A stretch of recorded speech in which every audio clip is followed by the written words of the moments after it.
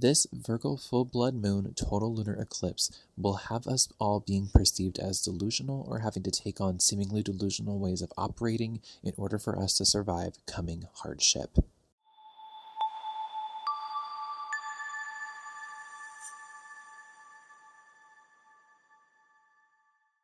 Hello everyone and welcome to this episode of the Hummingbird Arcana Podcast. I am Jo Hummingbird. I'm an Evolutionary Astrologer, Usui Reiki Master, and a Tarot and Oracle Specialist. I'm here to awaken you to your Cosmic Divinity, and today I want to bring you an episode all about the upcoming Virgo full blood moon total lunar eclipse that we have happening on Tuesday, March 3rd.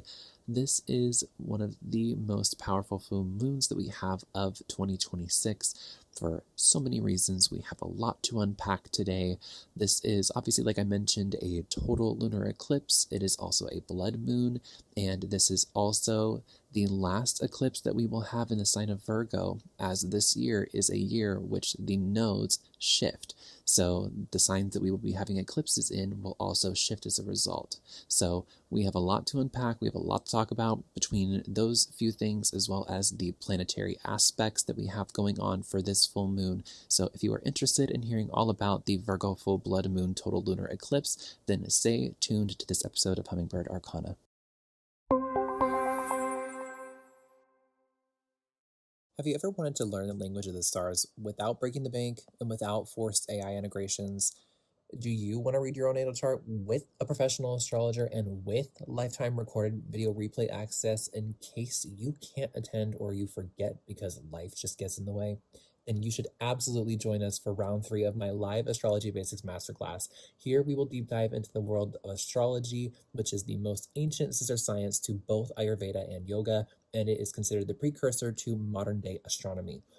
In Astrology Basics, we will cover a wide range of beginner astrology topics, such as the types of astrology, the 12 zodiac signs and houses, planets and luminaries, rulerships and modalities, and so much more. I'll even teach you how to read your own natal chart and give you a free virtual goodie bag just for attending. Early bird special discounted pricing is available now through midnight Central Standard Time on Monday, March 2nd. And if you use code ASTRO3 at checkout, I'll give you an extra 10% off of that early bird special discounted price. Grab your spot now because the doors close at midnight Central Standard Time on Friday, March 6th. This is without a doubt my favorite masterclass to teach, so I am super excited for round 3, and I cannot wait to see you there. Now, back to Hummingbird Arcana. If you want to just book a lunar luminosity reading where you just get a personalized one-on-one quick session for about 25 minutes where we deep dive into what the energy of this full moon will look like for you for the day before, day of, and day after, as well as a little bit of advice on how to integrate this energy for yourself in the most productive and aligned way, then I will leave the link for that down below in the description as well as in the show notes if you're listening instead of watching. So without wasting any more of your time, let's jump straight into this Virgo full blood moon total lunar eclipse. So starting out with the fact that this is a full blood moon. And this is happening in the sign of the maiden, which, a lot of people want to say this is a sign of the virgin, which verbally that is technically true from an etymological standpoint, but that word has been twisted against women and the divine feminine to disempower them and to lock them into a state of capitalistic roboticism, monotony, and outsourcing of sovereignty. So, for Virgo, the sign of sovereignty itself, to be kind of in a position of that from an archetypical standpoint, to have its words twisted against it. That's where a lot of the stereotypical, mean girl Virgo energy comes from. But when you take a look at it from the true etymological standpoint of what virgin means, it means to be in one's power, for a woman to be of her own sovereignty, to have her own self-respect, to have her own autonomy, and for her to express that without any restraint, and for her to take herself seriously, for her to expect that of other people, and to mutually respect that of others as well. So that energy being with a blood moon, and if we think about the archetypes of the divine feminine and the lunar cycle, the moon cycle relating to the menstrual cycle and the reproductive cycles that are naturally within womb havers. That is, I say that term for the sake of people who do not identify as a woman but who still have a womb, and people who are gender non-conforming who still have a womb. So those people exist, and those people can also identify with the archetypes of the divine feminine without having to identify as a woman. So I just want to be inclusive of all people.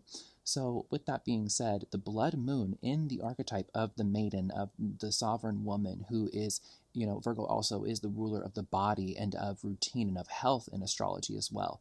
So for the moon, the ruler of Cancer, to be here, this is the mother, this is the goddess, this is the divine grand mother of the womb space of all creation in general. So this is a very powerfully cosmic goddess charged moon, despite it being mercurially ruled by Virgo, and that being kind of associated with a little bit more masculine, like sharp, logical, rational energy. It's still an earth iteration of Mercury, and earth is on the feminine side of the pentacle with water. Earth and water are the feminine elements, air and fire are the masculine, spirit is the unifying force of all four, as the one, as within so without, as above so below. They all unify within that, and as such for the feminine essence, water is feminine of feminine, earth is masculine of feminine. So yes, it is still masculine, it is still mercurial, but it is at its most ultimate femininely expressed state. And so for a blood moon to be here, lunar cycles, menstrual cycles, the body, Virgo, Cancer being the ruler of the moon, this is very potent and powerful. So aside from any collective themes that we have going on for all people, anyone who specifically is a womb haver or someone who's identified as a woman or just as a divine feminine embodied figure, this full moon in particular will be very powerful for you from a physical level, even maybe emotionally, psychosomatically, that then manifests into a physical way. Now, as far as the eclipse part of this goes, this is not a partial lunar eclipse. This is a total lunar eclipse. And with partial lunar eclipses, this means that no matter where you are in the world, you will not get a full eclipse. Nobody will see all the moon gone. It won't go through the full process of that death rebirth portal that an eclipse provides us. But with a total lunar eclipse, it absolutely will. There will obviously be a path of totality. So not everybody in the world will see all of it, but there will be parts of the world that will. And it's not necessarily that only people in that part of the world will experience transformation.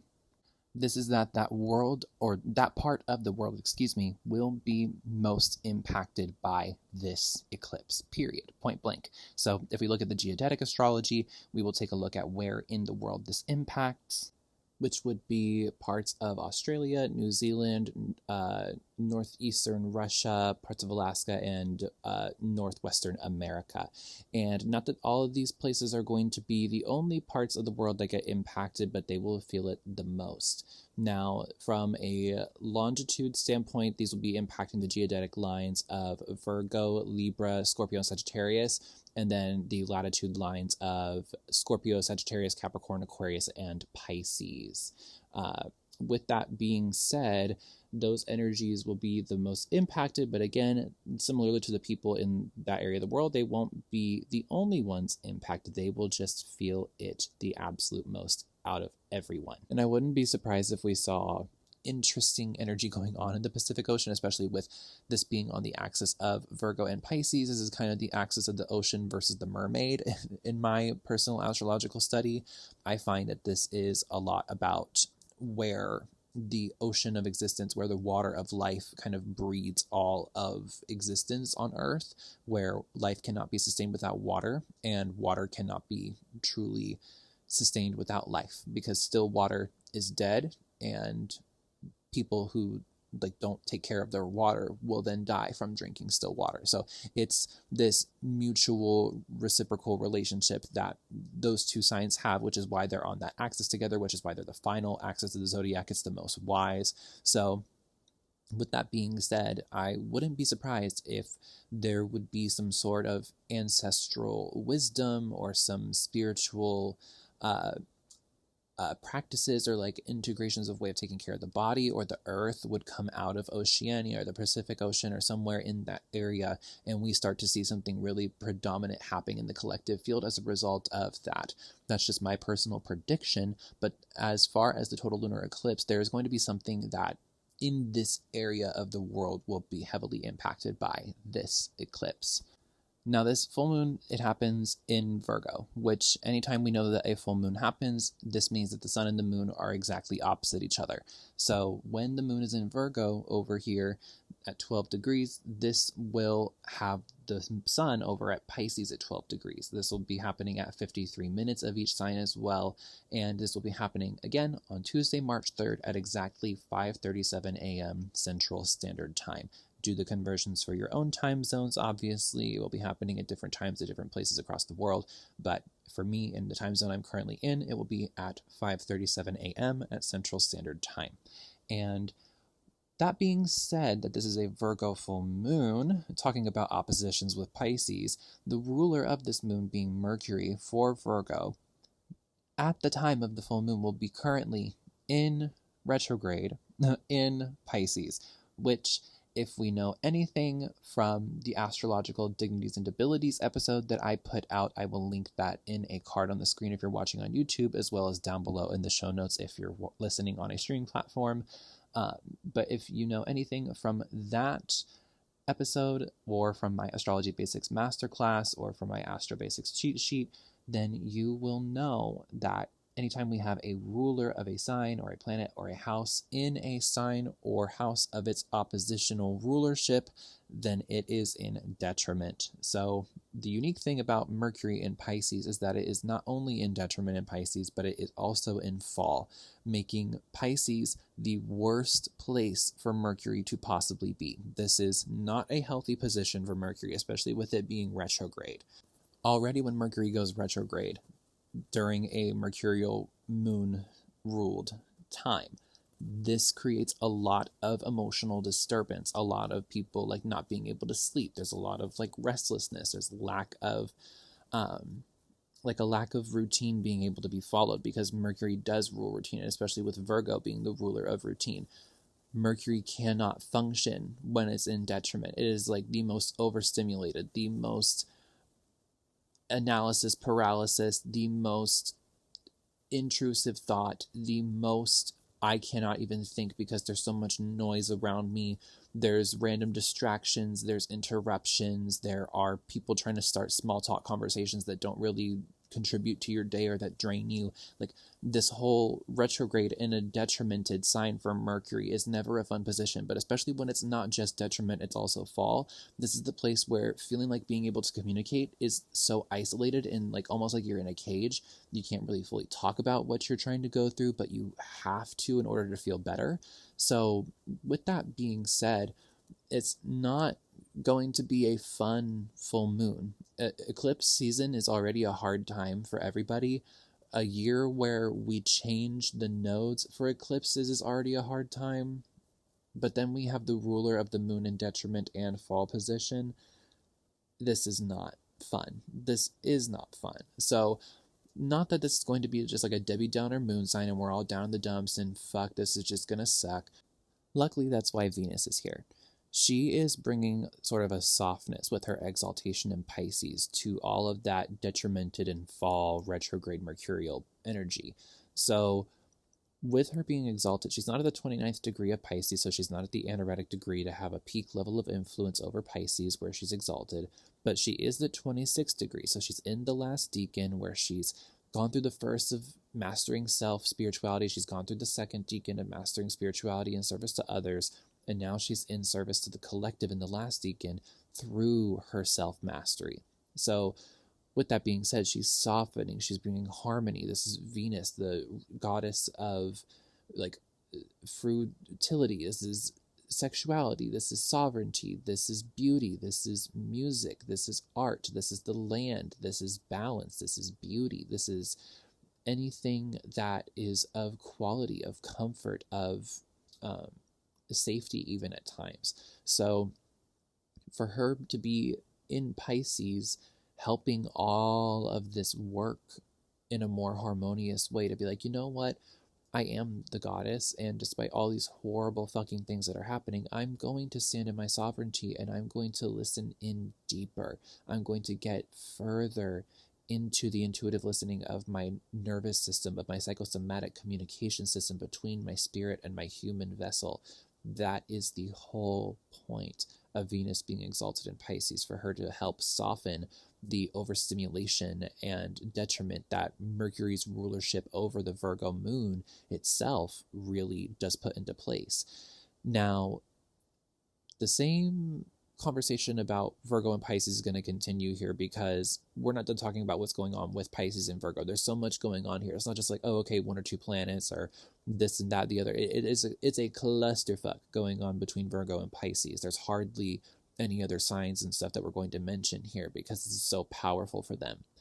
Especially with this being the last and final eclipse that happens in the sign of Virgo itself, because again, this is a year where the nodes shift. So this is the last Virgo eclipse we're going to have for another 18 years. And we're not going to see that again after, until another lunar cycle like that is fully complete.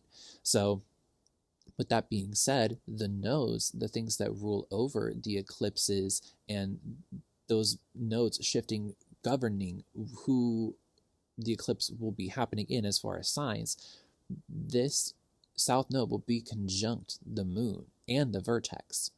And as we know from the same conversation between the sun and the moon for a full moon, when they're exactly opposite each other for a full moon, what's with the north and the south node? They're exactly opposite each other as well. So if the moon is conjunct the south node, that means by default that the sun is conjunct the north node. So if you watched my Points in Space video where I talked about that, I'll link that here on a card on the screen if you're watching on YouTube, and I'll put it in the show notes if you're listening.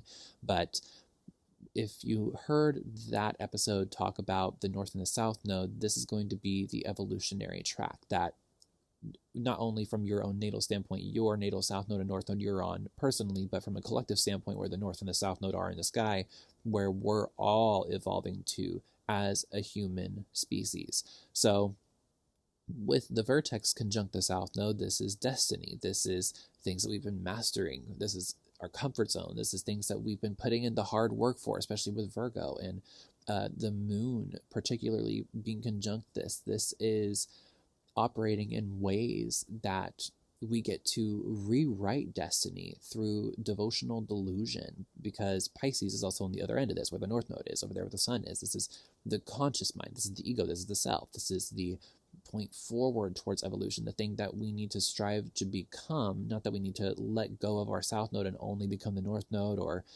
only stay stuck in the south node and never touch the north node. This is an eclipse, powerful, energetic, amplified time for these nodes to be like, hey, now is the time to pay attention to what your body has told you about the direction of your destiny that you're choosing. How are you going to rewrite your story? Do you care about being perceived as delusional or having to take on seemingly delusional ways of operating in order to survive coming hardship? Or do you want to really release perfectionism while maintaining heightened focus and attention to detail, a true passion for self-discipline in a way that is serving, not just, other people from a self-sacrificial standpoint, or just yourself from a selfish standpoint, but in a harmoniously balanced way, in a way that honors your body and your spirit and the collective and the individual mission that you're here to serve. It has to be this infinity loop. And specifically with the Virgo Pisces axis, this is about maintaining the mind body spirit connection. This is the ultimate final axis in astrology. This, it starts with Aries and Libra and it ends with Pisces and Virgo. So how do you want to prepare for the next iteration of yourself as well? Because after we have this Pisces season with the sun in Pisces and the moon in Virgo, we will then later eventually have an Aries new moon and a Libra full moon. It will happen again. So there will be a time where this cycle starts over. There will be a time where, the next season comes around, and this finality of the zodiac wants to ask you to rewrite destiny in one of the most powerful ways for yourself. And it might have to be through those things that you get labeled crazy for. It might have to be a little bit of escapism. It might have to be a little bit of fantasy or art or spirituality or something that helps you maintain that focus on your spirit, so that way your body doesn't fall apart. This isn't a time where being labeled as a spiritually bypassing person is 100% valid, but this also isn't a time where you need to lean fully into spiritually bypassing in order to survive. You need to find the balance between the bypassing for sake of survival, but then also honoring and maintaining integrity and acknowledging what is real.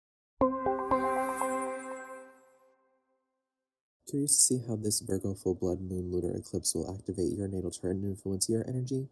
Check out my lunar luminosity reading where I help you look into how this full moon will be personally impacting you, along with insight on how to integrate the energy on the day before, the day of, and the day after.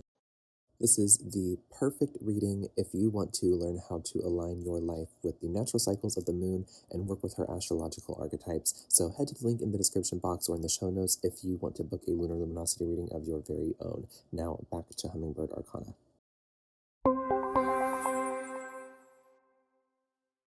With that being said, there's also in Pisces, Mars will have just entered at 0 degrees Pisces. Now, I personally have Mars in Pisces natally, and in my own personal experience, speaking from having this placement, it is not an easy one. When Mars is in Pisces, this is like the most passive place for Mars to be, other than Libra, where it is in detriment.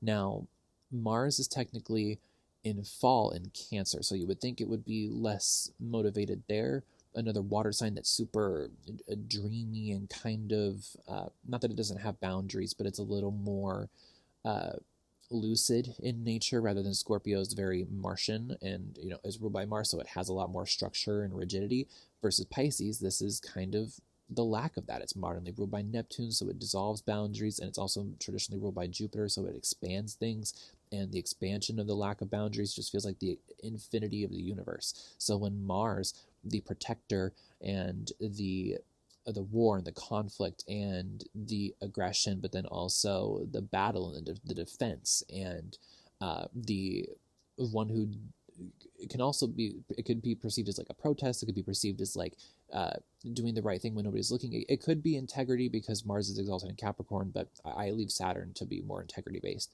But with Mars and Pisces, this creates sort of a finality for purpose and for the sight of the mission, and really feeling into the masculine's ability to connect with purpose rather than executing the purpose itself. It goes into form rather than function. It goes into the essence rather than the execution itself. This is taking us like the foot off the gas and just kind of letting cruise control happen. That's not necessarily the most ideal thing to be doing all the time. So this Mars and Pisces transit is going to make it a tricky thing to balance between Venus and Mars, and Mercury being in detriment in fall, and then the sun just kind of lighting up this Pisces season. And for me personally, as an astrologer, in my study of over 8.5 years of studying charts and reading them and tracking transits and studying every branch of astrology I possibly can, when the sun is in Pisces and we move out of that zodiacal end of the year and into Aries season with the zodiacal new year, the Pisces season towards the end always starts to feel deathy, because it is the end of the zodiac. It goes back into the cosmic moon space of the 0 degree from Pisces into Aries, where it's like that newborn, fresh spark, like Big Bang universe energy. So with that being said, Mars and Venus, yes, they're like the star-crossed lovers. They're helping to kind of balance each other out, but it makes it super hard when it's all over in Pisces, and we only have that moon vertex north, south node, over in Virgo. There's a lot of this emotional energy for us over in Virgo in the productivity standpoint, but all the way over in Pisces, there's this Martian, Venusian, Mercurial, solar, North Node energy trying to challenge us to move forward and to balance that, but then also going back over all the details and it being super overstimulating and existentially dreadful at times. This isn't, again, like I said in the beginning, this isn't a fun full moon by any means, but it is one that is going to challenge us to rewrite destiny. But ultimately, you have to choose if you're going to be the one writing that destiny or not. Are you going to be emotionally overwhelmed by the things that are happening around you and let that paralyze you from being able to take action? Or does your livelihood matter enough to you for you to be able to bypass the density of it in order for you to see a better future where you can begin to heal from that very density itself. This is a full moon that requires us to have a lot of foresight, a lot of provision rather than envision. We don't necessarily need to just like passively receive what the universe is trying to give us right now. We also need to take action on it in ways that are maintaining our integrity to our spiritual alignment and not compromising our physical well-being. Now, with this all being said, the last planet that will have like a major aspect going on with this is Jupiter. Jupiter will be trining the Sun conjunct the North Node because it is over in Cancer and it is also retrograde. Now, this places the other ruler of this axis also in a retrograde because Mercury rules Virgo, Jupiter rules Pisces. These planets are both in retrograde, and they are both the planets that rule the signs on this axis of this full moon. This means, like, not only will the expansion be having things that go back over them and, like, retrace the steps, focus back on the details, ask the questions to re-clarify, getting a second and third and fourth opinion for yourself. Like, these kinds of things will be what trips us up. And funnily enough, Jupiter being in Cancer, which is where Jupiter is exalted, mind you, the ruler of Cancer is the moon over in Virgo, and that is ruled by Mercury. Jupiter and Mercury do not get along. They oppose each other. So this puts quite a tension on Virgo to do the grunt work when there is the most spiritual, emotional, existential pressure for it to come out right.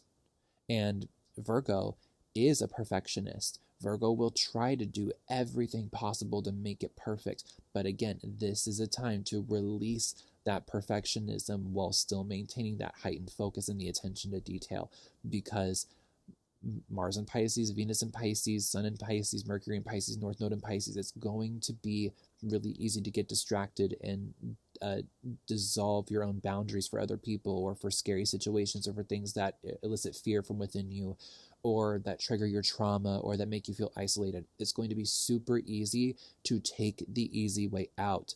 But this is not a time to be doing that, despite how tempting it will feel from an energetic standpoint to want to do that. Now, from another planetary aspect standpoint, this isn't something that is directly aspecting the moon per se, but this is something that I want to bring up, these last 2 points.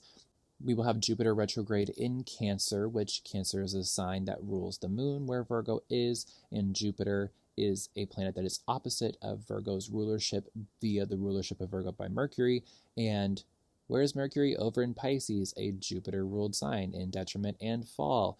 And it is also retrograde. So this makes both rulers of the axis for this moon, Mercury and Jupiter, in retrograde. Now, Jupiter over in Cancer is exalted, so Jupiter is happy, fine, and dandy, so is Pisces energy. But with Mercury, the ruler of Virgo and Gemini, being retrograde in Pisces, this puts a stunt on Pisces. But Pisces is still chilling because Venus is exalted over there, so she's happy, Jupiter is happy, Pisces is happy, except for the fact that Neptune is over in Aries. That's a different conversation for a different day.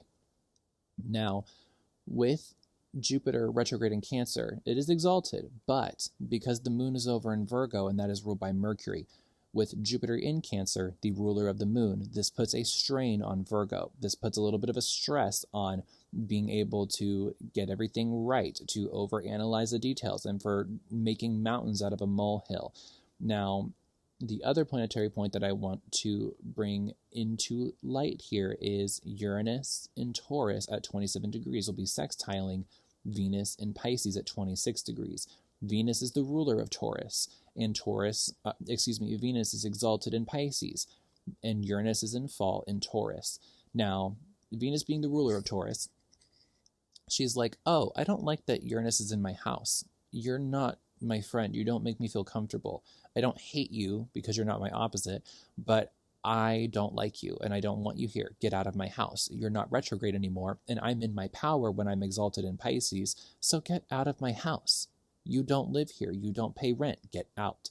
Now, with Uranus being the ruler of innovation, technology, the internet, the future, robotics, AI, things like that, and Taurus being the land, and Venus being exalted in Pisces over there, this is what's gearing up for me. This is my own personal opinion and prediction as an astrologer. Do not hold a candle to this for me. Don't write this in stone. Don't hold me to this and say, you said this is going to happen and it didn't. Wah, you're wrong. Yeah, I'm okay being wrong, but don't tell me that I said it was going to happen. We have a possibility for this, and the planets support the energy for this to happen. We have the potential for either AI, like computer big tech companies, to back off of indigenous cultures and their land, or for them to potentially make some sort of progress in the legislative progression towards getting them land back. Now, I don't know where in the world this will be happening. Obviously, like I mentioned earlier in the intro of this podcast, with the geodetic map and with the path of totality for the total lunar eclipses happens over the Pacific Ocean, over Oceania, over Australia, New Zealand, parts of North America, and Alaska as well. So if this narrative does play out, I wouldn't be surprised if it happens from some sort of like treaty getting dissolved, from an Oceania standpoint, from a colonizer treaty that was forced onto those indigenous peoples, and some sort of sovereignty being restored to them. Now, this could be Hawaii, this could be Fiji, this could be Samoa, this could be like anywhere over there. I have no idea. I am not culturally educated enough to be able to have a say, and I am not an astrocartographer nor a locational astrologer enough to be able to get the specificity down to where in the world this would be happening from a geodetic map standpoint. But generally speaking, in Oceania or in the Pacific Ocean or somewhere in those few countries I mentioned or in places that I mentioned, there is a heightened potential, again, heightened potential for the energy to support progress in that direction for these people. So that is all that I have for the Virgo full blood moon total lunar eclipse that we have again coming up on Tuesday, March 3rd at 5:37 a.m. CST. If you are interested in booking a reading to see how this full moon will affect you personally, as well as some integration tips for the energy on the day before and day after the full moon, then head to the link in the description box or in the show notes if you're listening instead of watching, to book a lunar luminosity reading with me of your very own. And I want to take the time to thank you for listening to this episode today. If you are resonating with this episode, if you are a fan of the podcast so far, if you're enjoying the journey that we're taking together, learning about astrology together, then do me a favor. And if you're watching on YouTube, then like the video, subscribe to the channel, and turn on that post notification bell so you're notified every time a new video or a new episode is coming out to you. And then if you are listening on a stream platform, hi, hello, how are you? I would humbly implore you to rate the podcast with 5 stars. Let me know in the comment section of said review with your rating what part of the episode you enjoyed the most. If there's any episode that you're looking forward to, or any ideas for guests that you would like me to have on the show. Now, I again want to thank you for taking the time out of your day to listening to this episode of Hummingbird Arcana. It is always my pleasure and an honor to assist in awakening you to your cosmic divinity. I am Jo Hummingbird. I will see you in the next episode. Many blessings and take care, my friends.